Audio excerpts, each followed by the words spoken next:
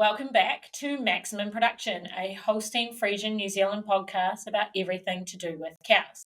I'm Amelia, and today I am joined by one of our young breeders who's grown up in the heart of the dairy community and is now helping shape its future, Sean Alexander. Sean was a HFNZ scholarship recipient and is now part of the inaugural HFNZ Young Breeders program. So today we're going to talk about the transition from farm kid to farm consultant, as well as what opportunities are out there for young breeders within the industry. All right, Sean. So I was raised in Northland, up the Mankahia Valley, just northwest of Whangarei there. Mum and Dad are Holstein breeders, milking about 350 cows on some challenging terrain and a challenging climate. So yeah, growing up on a farm definitely gave me a really good base of knowledge to work towards tertiary education and then follow through into ag consulting, which is where I am now. Nice. Talking to your mum, every time I speak to her, it's something completely different is going wrong up there. Yeah. Lots of rain, or it's lots of frosts, or it's not enough rain. Farming in itself has its own challenges, and I think Northland really feels the brunt of that just because of the climate there, and especially for mum and dad with the contour. It definitely helps the challenges shine through. Farming in Northland is like farming in a completely different country compared to the rest of New Zealand. And I suppose you've possibly seen that a little bit more now. Like you went to Lincoln University, so Canterbury, very different environment down there, and now being based in the Waikato, different again. So I guess you've kind of seen almost all of it now. You got the opportunity to go down to Invercargill and look at a couple of farms down there a few months ago, and similar to, I guess, the Taranaki region, but very different again to the challenges that you get in Northland down that way. Yeah. Growing up in Northland, I always thought what we did was normal. This is what farming was, and this is how everyone does it. And then obviously university in Lincoln had a lot of exposure to the Canterbury farming system. So large-scale irrigation, dairy farms, big herds, big supplement numbers. And it was an entirely different system and a different style of management.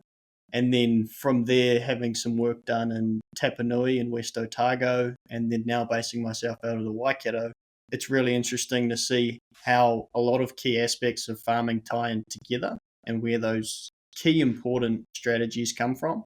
And that in a challenging area like Northland, good management and good practices can outperform an area like Canterbury where it's irrigated, it's flat, and it's grass supplements and just making milk. They do get a lot of droughts. They do get a lot of droughts. And water restrictions do kick in. So even if you've got irrigation, you still can battle with that. So no farming system in New Zealand is easy. No. If it was easy, everyone would do it.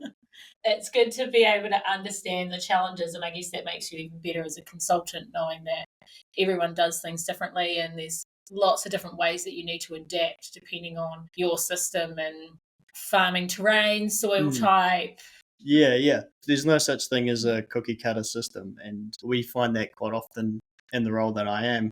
You can go 10 minutes down the road and look at two different farms, and they're facing entirely different challenges and running entirely different systems. And that diversity of New Zealand farming makes it really cool because we can learn from the neighbour or learn from the farmer across town. What is he doing differently that I could be bringing into my system, and vice versa? And it's sharing those thoughts in a community that helps systems improve.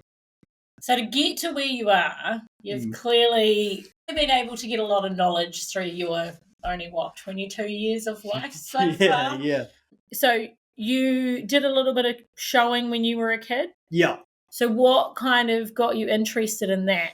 Yeah, well, it all comes back to the groundwork of Calf Club at the local school, and that's really where it starts. So a lot of kids that grow up on farm or are heavily involved in the rural area just by nature pick up a calf and go to Calf Club, and that's the way it is. But yeah, Mum and I decided it was really good, and the community around AMP shows and group days and that sort of space is a really cool community with a lot of interesting people and knowledgeable people. So from that Calf Club area, we sort of transitioned into Calf Club at the AMP shows, and then obviously into the open ring. It was really cool having the ability to take cows on farm that were just producers of milk to be something more. And I think that was really cool and helped my understanding a lot of there's a lot more to a cow than just a BW and a production figure. So That's good advice for people that are interested in getting into showing. They may not think they have these expensive cows, but it's not hard to just pick a cow that you think suits and go with it that way.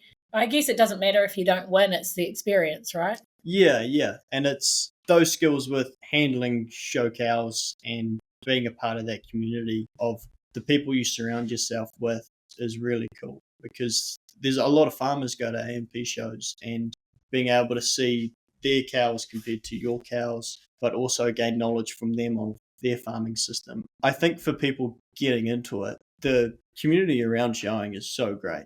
There's a lot of really good people and really friendly people. It's not hard to get on the end of a halter and learn the ropes. So I think it's also you started as doing the calf club through schools. Yeah. And that's a great way for kids just to actually realise what's involved in looking after an animal of that stature rather than a cat or a dog or even a lamb.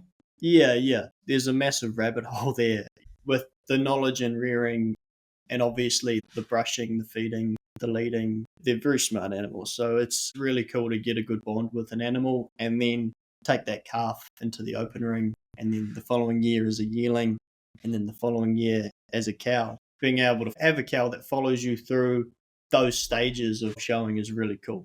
It's just good education for young ones these days to just actually know the importance of it and those different stages. Yeah. As you mentioned before, you went on to Lincoln University. Yes. And what made you decide that university was the way to go? A lot of consideration went into it. I think it was the combination of a passion for agriculture and farming paired with good academic numbers, key classes at school. I was performing well. So Dad told me, you've got this passion, you've got the skills to follow through into something more. So I decided would head down to Lincoln and see what Canterbury's all about. Did you always think when you were a kid that you wanted to go into the farming industry? I always knew I wanted to be in the agricultural space, and I think I probably always will be.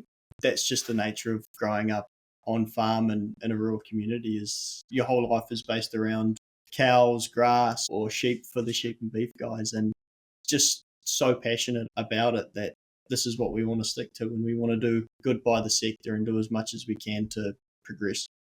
I am a huge advocate for going to university. I feel the experiences that you get at university are very different to anything you get anywhere else. Even beyond the classroom, it's the friends that you meet from the wide different backgrounds. And so you learn how everyone does things very differently, but they're all passionate about something. Yeah. And actually learning that everyone's got these same core beliefs, that they have something that they're striving towards. Yeah. It was interesting coming from Whangarei Boys, where it's went to boarding school in the city there. And you meet people in high school because they're in your math class and they're in your science class.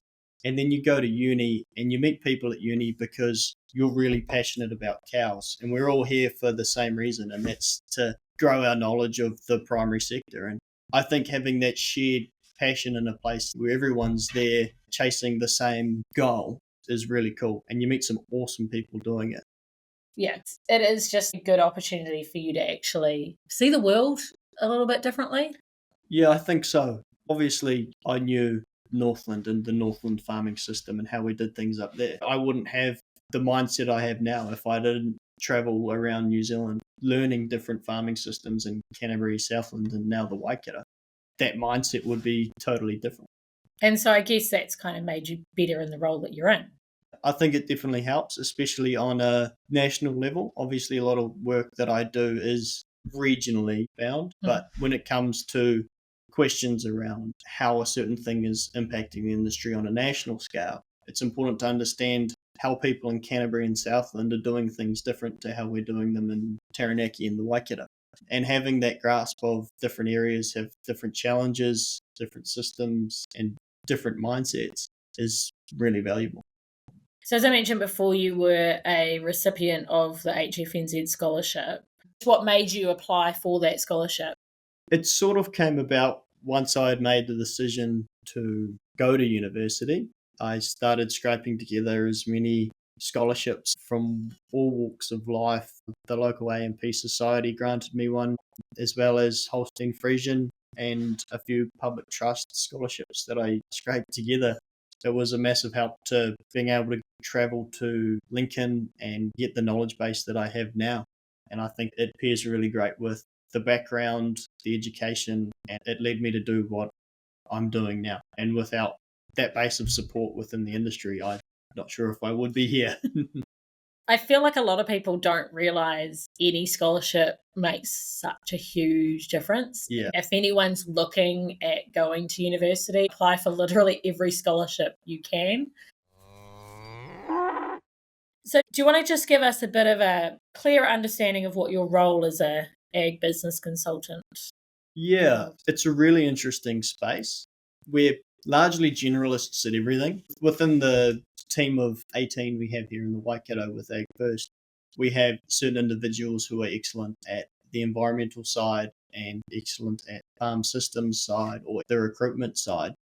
But being a generalist at everything means we can go out on farm, identify where the limiting factors are, why they've wanted to engage a farm consultant, and if we get out of our depth with a certain specific topic, we can call on our team, find who is our specialist in this side of the problem, and bring them in to help guide us through. But in the big picture, we do everything from financial management, looking at budgets, where our spending is, where we can save money, where we should spend more money, a lot of farm systems and analysis and monitoring with FarmX and other systems of the likes.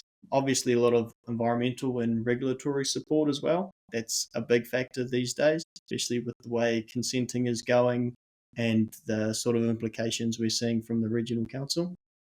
And then obviously just the bulk standard bread and butter on-farm consulting, looking at pasture performance, livestock performance, cropping, and how we're operating a system, what things we could try to improve it, what we could be doing differently, or just identifying where the challenges of the management is coming from and just trying to guide farmers down a right path to improve their system and achieve their goals. And every farmer has a different idea of what they want to achieve. So it's our job to identify the reason he's farming and then help him get there.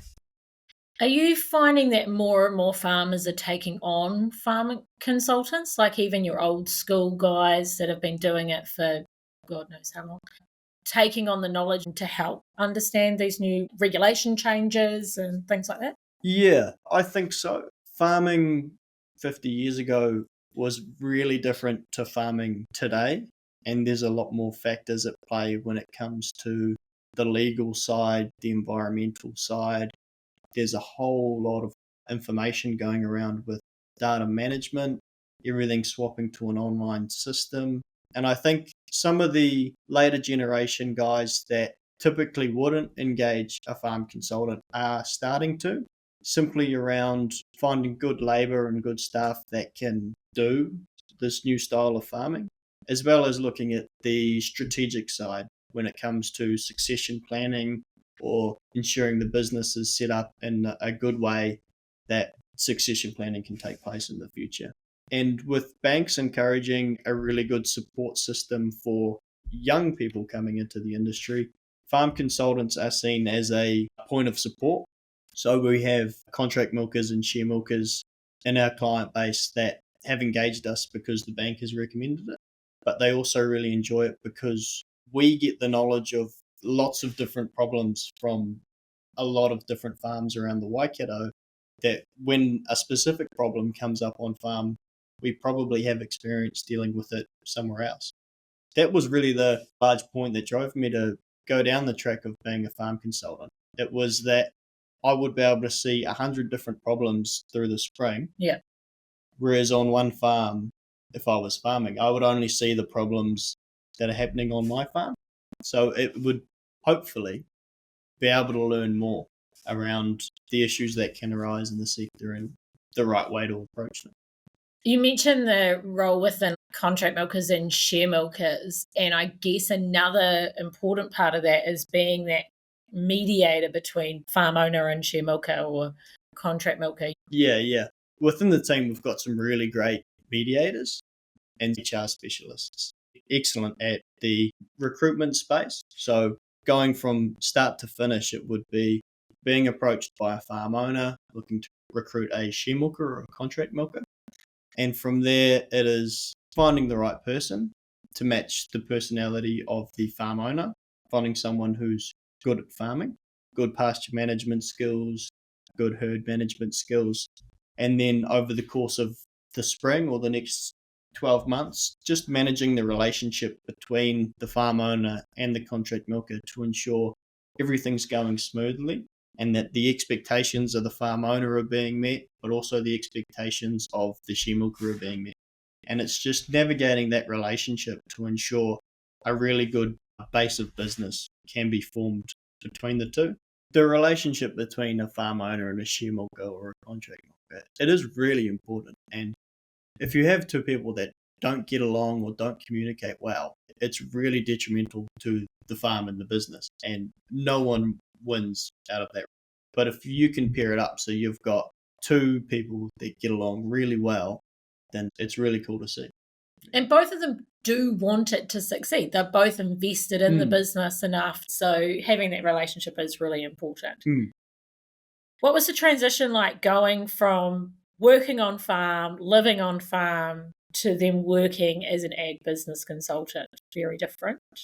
It is different but the same in a similar way. Obviously, from the work I did on farm, early mornings, big days. You don't have to get up at 5 o'clock and milk the cows anymore. Yeah.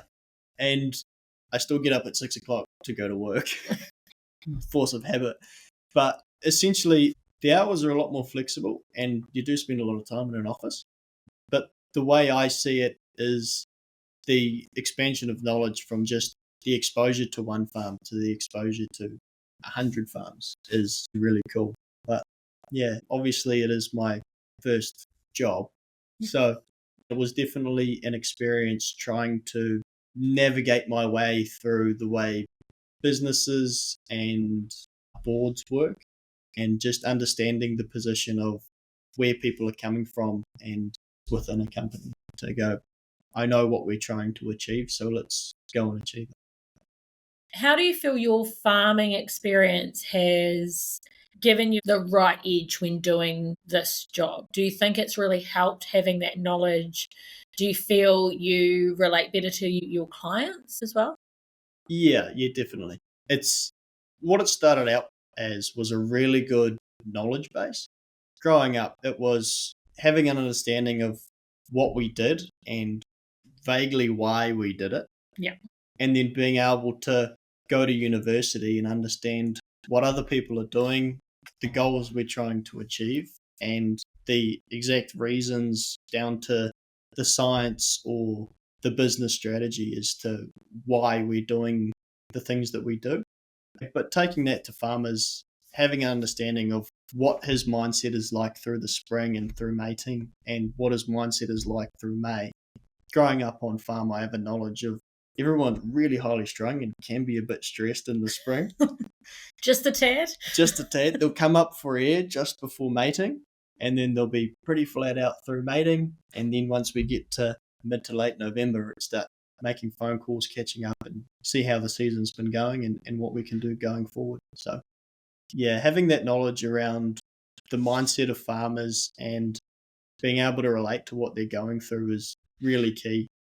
And a lot of people in the urban environment probably don't have an understanding of what farming actually is like and what is going through these guys' heads. So it's really cool, yeah. I get that a lot. I think it's really important, like even in my role, when I'm talking to farmers at this time of the year, it's very particular about when you're contacting them. If they've got a feed out or go and check cows and calves or anything like that. Obviously with share milkers and contract milkers, they're milking every day or most days and understanding what's happening on farm, who's milking the cows, what would he be doing at this time of day, that and sort of go, oh, I wonder if you'll pick up the phone. I guess from your perspective, you get to know your clients pretty well.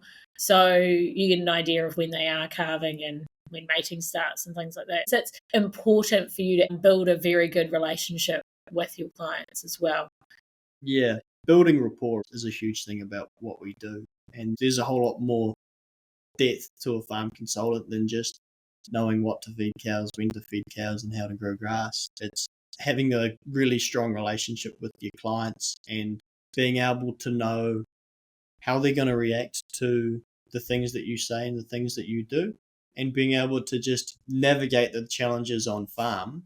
And that trust between the consultant and the farmer is really important, so that the farmer trusts the consultant and trusts the advice that they give. So what are some of the most common challenges you're seeing with farmers at the moment? Farming is challenging in itself. Yeah. You can go around the works and talk about the challenges with the climate and the challenges with finding skilled labour. The market this year hasn't been a challenge, so that's been really good. So yeah, that's exciting, and the divestment strategy with Fonterra looks exciting as well. So there's good news on that front. But I think in the primary sector as a whole, we probably have a challenge with productivity and looking at how efficient we're operating our businesses, how much milk we're getting for the amount of inputs we have, and just ensuring that the expenses that we're putting into the business are worthwhile to produce milk or meat or wool to the best capability that we can. And there's some really interesting figures coming out of Dairy NZ with the productivity per labour unit, and some really interesting figures coming out of Nuffield scholars around how New Zealand has progressed in terms of the efficiency of produce compared to other nations in the world. So I think productivity is an underlying challenge, and it's making sure that we have skilled labour in place and the right technologies on farm to achieve what we want to achieve, to then just be a more efficient and streamlined system. So in other words, lots of challenges. Lots of challenges, yeah, lots of challenges, and everything's going to have an impact. It's just making sure we understand what the specific challenge is for Farmer Brown down the road, and ensuring that he has identified the challenge and he knows what steps he can take to overcome that. And that's where you guys come in to give advice and help with that guidance on where he can make changes to try and make improvements. Yeah, there is no silver bullet, really. Everyone struggles with finding really good skilled labour, but then there's means in place to go around that. If you can't find a labour unit that can identify a cycling cow, you've basically got a milk harvester unit, and there's nothing wrong with that, but it leaves a gap of identifying lame cows and cycling cows. But then you can go around that by hiring a milk harvester in itself, paying a lower value labour unit, which is not skilled labour, and then supplementing the excess with wearable collars that do heat detection and the likes of that. I guess that's where technology has become really beneficial for farmers, is helping fill in those empty spaces within your labour units. The amount of farmers these days that are using some form of technology, whether it be wearables or boluses, does make it a lot easier for farmers to advance their productivity without having to compromise. You get that ability to hire someone that you can train, but you're still able to fill in that empty space by putting a collar on. So if you can pick up changes in behaviour through wearables, it makes that ability for you to identify things a lot faster. It's an interesting and it's a really dynamic problem with the labour scene. I think of mum and dad who have probably done really well in the labour market. Lovely Wayne, he's been on farm for 26 years now. And our other labour unit, Harley, he's been on for a decade as well. Oh, wow. So the staff retention's really good. And the way Dad has done it is he's taken a young guy and he's upskilled him and taught him the things he wants him to learn, rather than going to the market and going, I want a labour unit that knows how to do this. He's taken a labour unit and gone, I'm going to develop it from a beginner level into an expert. And it's the level of expertise that you want. You're teaching him what suits you. Trying to teach someone that's already got something ingrained in them, something completely different, can be quite hard. So having that ability to train them up. And these courses out here, primary ITO courses that help advance their skill levels. Yeah, and there's some really great cadetship courses throughout the country. There's one up in Whangarei that's just started with the A&P Society there. They're doing some really cool work and having that dynamic between classroom and on-farm work. And I think what they're doing is awesome. We need to see a lot more of that around the country. But we can go to market and buy a low-value labour unit, essentially acting as a milk harvester, and then supplement the skill gap with technologies and wearables. Or we can go to market and pick up a young guy fresh out of high school and go, I'm going to teach you everything that you need to know to work here. I think a lot of farmers have the ability to teach young people some really awesome skills. And for young people coming into the industry, it's so important to have a really good base of support and some really good mentors around them. Farmers like being mentors. They want to be able to make sure that you're doing the job properly. So having that ability to train them from day dot makes a huge difference into the way their attitude towards their own farming business can be. I guess the only issue is making sure that you're finding someone that's actually interested in doing it, because there is a lot of young ones coming through that say they want to be a farmer, but then they get on farm and realise. Yeah, it is pretty full on. Yeah, farmers love to watch young people develop professionally in farming and in the agriculture space, because it's the future of where the industry's going. And if you can play your part to guide a young person down the right path of farming and teach them good habits rather than bad habits, it really makes a huge difference. And the key points when doing that is probably understanding what you want to teach them and outlining how you're going to teach them. And as well, having someone there that is a really good person to be around and having that good relationship. You're spending massive hours a week surrounded by this person. You're going to want a good relationship. You don't want to get sick of them. People are a huge driving factor behind the industry. And I think upskilling people and building good relationships can make a huge difference. You're part of the HFNZ Young Breeder program, which was launched earlier this year in March, and it is sponsored by Dave Marshall of Te Puke. So thank you, Dave, for your support. Do you want to just explain to our listeners a little bit about what that Young Breeder program is all about? I know it's not over yet, but where the idea of it takes you. Yeah, so we're sort of at the halfway point of the year. We met up at the start of the year here at the office for the March board meeting. Met the board met us, and we sort of outlined what the program was about, the track that we sort of wanted it to go down. So for the first couple months following on from that initial 2 days here in the office, it was a monthly Zoom meeting, and we'd have a guest in from companies like LIC or New Zealand Animal Evaluation.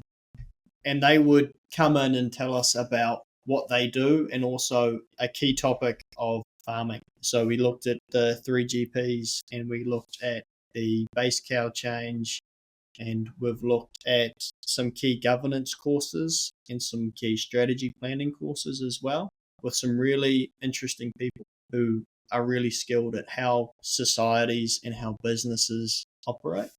And upskilling in that core part with governance and strategic planning has given me a massive insight, not just for how the local hall and how New Zealand Holstein operate, but also how key businesses that I deal with through corporate farms, iwi trusts, even the business that I work for, it's all structured through boards, and having an understanding of the dynamic and the way that it works and the way that they navigate problems is really awesome. And I wouldn't have the knowledge that I do and know the way to navigate boards without these courses. So I think it's really great. especially in the space that I'm in. So there's 6 of you this year from all different areas of life. So you've got a few dairy farmers in there and then some other industry members, haven't you? Yeah. It was open to all members. 20 to 35. Yeah. So what made you want to be involved in the program? When I first looked at the schedule and what it was sort of based around, I really liked the motivation behind it. Obviously, it was outlined in Holstein's strategy and where they want to see the society go in the future. And that youth engagement and board succession was some key parts there that they've identified as a challenge and are looking at putting things in place to overcome that. And we talked about it, upskilling young people to be able to fill a role that you want them to fill is a really key part of any walk of life. And Holstein have identified that, created a program to get some young people in, upskill them into some really key positions, and it's really awesome. So it was that motivating factor that they were able to identify something, work towards solving a problem, and outlining some really cool aspects of the primary sector to educate us on. So I really like the content and what's driving the program. For the first year, it goes through till December. Yes. So what does the association want out of you guys being a part of this? Between the 6 of us, the board have identified some key aspects of the society and around areas of strategic planning, youth engagement, and essentially they've asked us to come up with some new ideas and some plans and strategies around these specific key parts of the business to present to the board. So I'm going to be in December presenting to the board my thoughts and opinions and maybe a new strategy or a new angle on how we can improve youth engagement within the society and within our member base. I think it's a really great thing that they've done, getting young breeders involved in actually what they think will work. Creating this youth engagement is actually, as you said before, future-proofing the society. A lot of people within the country don't realise the importance of having a society that's role is targeting people that are interested in farming and expanding their knowledge and supporting them in their system that they do on farm. And so by getting people like yourself involved, it's our way of actually ensuring that we're around for that future generation by getting the opinions of the people that it's going to affect. Yeah.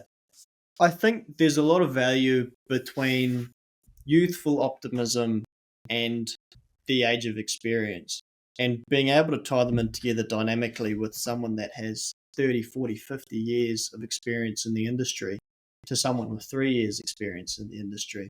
They can actually come up with some really dynamic ideas with a good relationship. And it's really key to understand where the position of the youth is coming from, because so it's important to understand who's going to be in that position in 5 years' time or 10 years' time, and how would this decision impact them when they get to this position.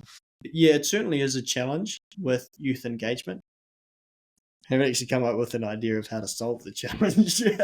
But yeah, strengthening relationships with young people within Holstein Friesian, because there is a surprising amount of people I've met along the way through university and through the work I do that go, oh, you're Sean Alexander, you're part of Holstein Friesian. I am too. Wow, you can meet cool people at Lincoln or at Young Farmers that know about Holstein Friesian. And I think with the resources that the society provides in the magazine and the webinars are some really interesting topics and a lot of things that we can learn from. Obviously, a few field days as well. And it's just trying to drag some youths out there because this knowledge is really valuable. And it would be really awesome to be able to share that with the upcoming generation. So you mentioned young farmers. Are you involved in the young farmers around the region? Not heavily. I associate in that area. Because you live not far from one of the biggest young farmers clubs in the country. Yes. Nara Morrinsville. Yeah. Young Farmers Club. I was involved in Young Farmers, and I always thought it was a really great way to actually learn from young ones as well, what they're doing on farm and who they're learning from. And Nara Young Farmers, especially, they do a lot of engagements with different companies. They do a monthly herd walk or every couple of months and just listen to what they're doing. And Young Farmers Clubs are a great way for young ones to get out there. It's also a way for them to get off farm, which is really important. I think a lot of young ones out there get into the industry and then calving starts and they don't leave farm for months on end. And having a monthly catch up at the pub where everyone's going through the same that you're going through, it's a really great opportunity for you to just actually unload and debrief for a night. Yeah. It all comes back to that base of support. And for anyone in the industry, and especially people coming into the industry, it's ensuring the people around you share the same goals and mindset, and that you have someone to talk to and you have someone to go and have a beer with, even through the spring. And without the community aspect of it, it would be really isolating. Farming's a really isolating job in general. So on farm, a lot of the people that you might be associating with are potentially older, as we said, if they're in that mentor position, and it's socializing and being around people that are the same age group as you. So they are going through that same thing at the same time. Yeah, massively. The community aspect of farming is something that's really key to just keeping your sanity when you're trying to do it. Yeah, there's a lot of value behind young farmers and the way those friendships develop as people move through the farming career. And you get people from all different aspects of farming as well. It is cool being in an area where everyone's facing the same environment and the same challenges, but being in a place where you can talk to different people to get different perspectives on it is really key to understanding challenges that arise through the season and just being able to talk to people about it. Is there anything else that you feel the association or even just the farmers in general around the region can do to better help that next generation? People have always asked, what can we do to get more young people into the industry? Having this young breeder program is a massive step forward with the society and looking to upskill young people. And I think possibly what we could do to improve within the society is strengthening the engagement between young farmers and Holstein Friesian and teen ag and Holstein Friesian. And outside of the society, probably strengthening the way primary industries and agriculture is taught in schools. I know it's not a massive topic, but there's a massive can of worms that gets opened for people that have a high school education and decide to go to an agricultural degree. Without the base of knowledge that you get from growing up on a farm, it can be really challenging. The classes in high schools that talk about primary industries and horticulture aren't very in-depth, or they don't really touch around the bases of how things are done and why things are done. Then how can young people get more involved to make a better impact within either the association or the dairy industry as a whole? There's a really exciting opportunity there for young people. I mean, the primary sector is massive in New Zealand. It's the backbone. And the more people we can get in it and more people that can get involved, we will see a lot of growth and development through the years. For young people going forward, if you're looking to go and get on farm or go and move into a rural professional space, it's finding a really good mentor, someone that can teach you the basics and understand the technical side of things, and building that person into your base of support. And having a good mentor for a young person, it's massive, and it's a really key part of how they develop professionally and personally as well. And other than that, building really good relationships with rural professionals around the sides of your fertilizer reps, your bankers, your consultants, and obviously your peers as well with other young farmers in the area. And incorporating all of these different people with different key areas of expertise and different perspectives on the industry, building that into your base of support to ensure when you find a challenge down the road, you have a good person to go to ask for advice or to ask for support. I am interested to know what your goals and aspirations for your future are. Next 5 to 10 years? Where do you see yourself? Yeah, it is an interesting question. I've been dwelling on it for a while. Most days I think about the future because I'll be there one day. I know for a fact I'll always be involved in the primary sector, highly likely the dairy sector. And it's just a question of how things develop within my career and within the agricultural sector to wait for the right opportunity to come up and to know that what I'm doing at the moment is really core at building my knowledge base and professionally building my skills, that if the opportunity came up to go farming, it wouldn't be dismissed. Not going to take over mum and dad's place in the future? Nothing's off the cards. A huge thank you to Sean for joining me today and sharing your journey on how you got to working in the agribusiness sector. You have given us a lot of tips for young breeders out there and ideas for them to try and advance their knowledge and make sure that they're doing the right thing to get to where they want to be, which I think is awesome. It's great to see young people showing passion for the industry, to have young ones coming through that actually see the benefits of the dairy industry as a whole and the importance of things like breed societies and young farmers groups and stuff like that. If you're keen to learn more about the Young Breeders Program or the HFNZ Scholarship or how to get involved with Holstein Friesian, you can always check out the links in our show notes. And if you've got questions about today's episode or ideas for future topics, you can reach out via our website, Facebook and Instagram. If you want to reach out to Sean or AgFirst, we'll link their website below as well in our show notes.